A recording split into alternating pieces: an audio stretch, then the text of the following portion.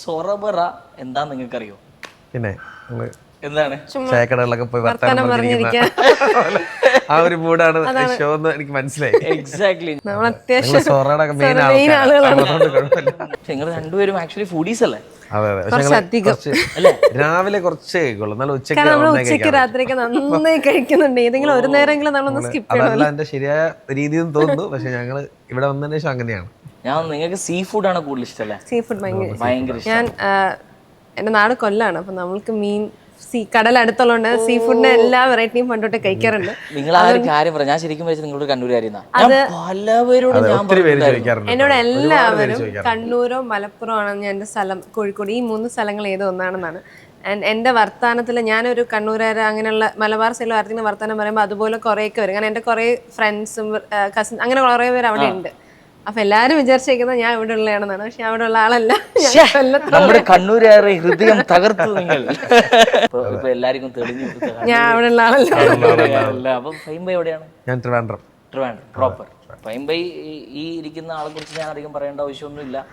2-3 cinema ഞാൻ രണ്ട് cinema അഭിനയിക്കുക മാത്രമല്ല, നിങ്ങളിപ്പം എഴുത്തുണ്ട്. എഴുതിയത് 2 സിനിമയാണ്. നിങ്ങൾ ഈ എഴുത്തുകാരെ കുറിച്ച് എനിക്ക് എപ്പോഴും എനിക്കൊരു ചിന്ത ഉണ്ട്. അങ്ങനെ ഒരു എഴുത്തുകാരനായിട്ട് നിങ്ങളെ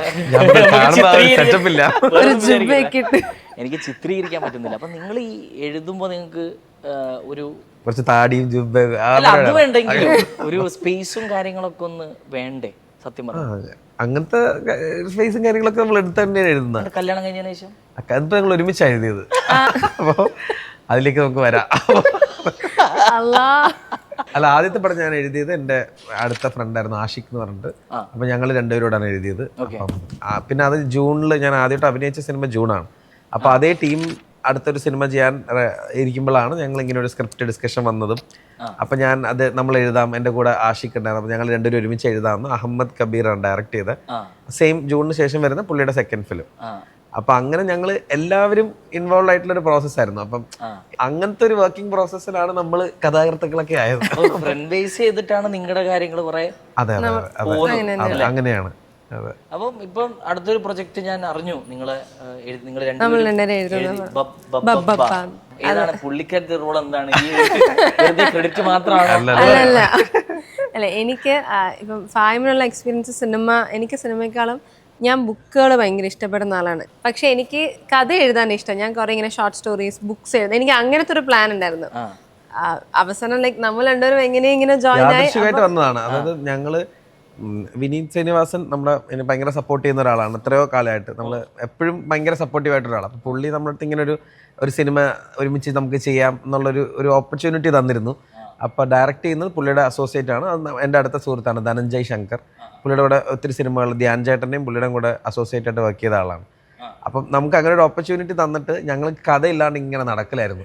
ഞാനും ധനഞ്ജയ് ഡെയിലി ഇങ്ങനെ നടക്കും. അപ്പം ഞങ്ങൾ നൂറിനായിട്ടൊക്കെ മീറ്റ് ചെയ്ത് അപ്പം നമ്മളങ്ങനെ ചിന്തിക്കുന്നില്ല.